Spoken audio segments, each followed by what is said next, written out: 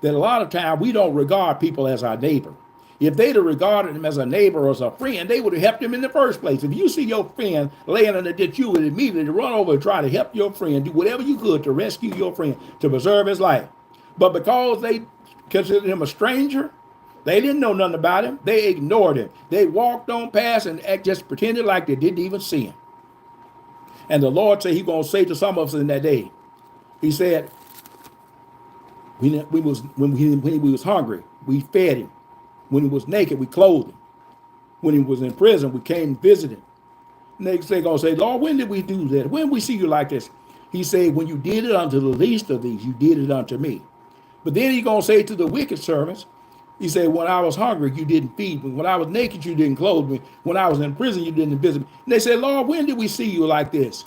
And he said, I would say to them, he said, when you did it not unto the least of these, you did it not unto me. So this is why we need to not be a respecter of person in judgment. This is how we need to open up our hearts and become soft and pliable to the will of God. That we have compassion on one another. Many times when people came to Jesus, asked him, would you come and heal somebody? Jesus, I will come.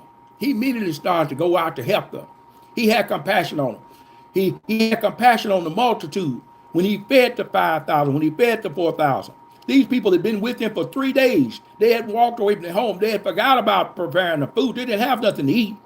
And Jesus knew that they had been following him for those 3 days. And he knew that they would faint if he would have sent them away without feeding them. He asked them, what did they have to eat? Well, they didn't have nothing but 2 little fish and 5 loaves of bread. But Jesus blessed it and he fed them because he had compassion on them. Our God is a compassionate God. He's a loving God. And we need to have that same kind of love and compassion one for another, to where we respond to the needs of others. Don't just say, I got mine, get yours. You do the best you can.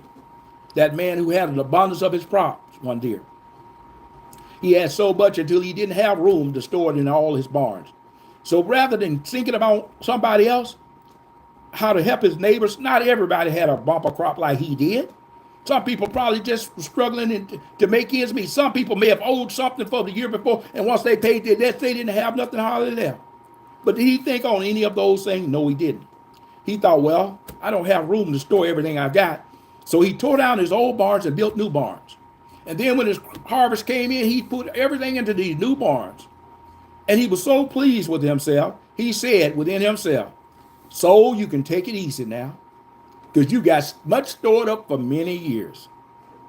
And the scripture tells us, it said, this night thy food, thy soul is required of thee.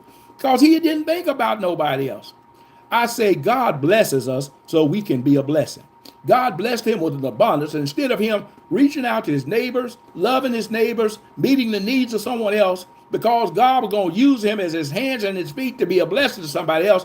But instead of him letting God use him to be a blessing, he hoarded up everything for himself. He tore down his old barn. He built new barns. And he did nothing to nobody.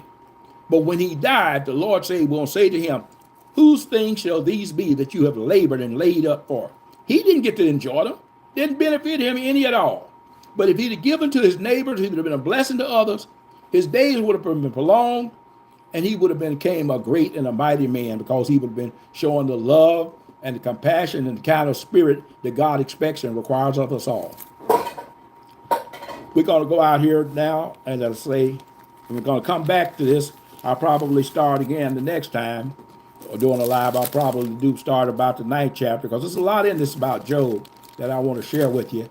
And I'm trying to learn and grow myself on some of this, refreshing my memory on some of these things. But I'm going to sing that song because I really mean it from my heart. And Job was a man who was a perfect and upright man, and he loved God, and he meant it from his heart, the things he did in serving God. And I mean what I say when I'm come down to serving God. And I'm going to end it with singing this song. I want to live so God can use me. I want to live so my God, hello, Reginald, can use me.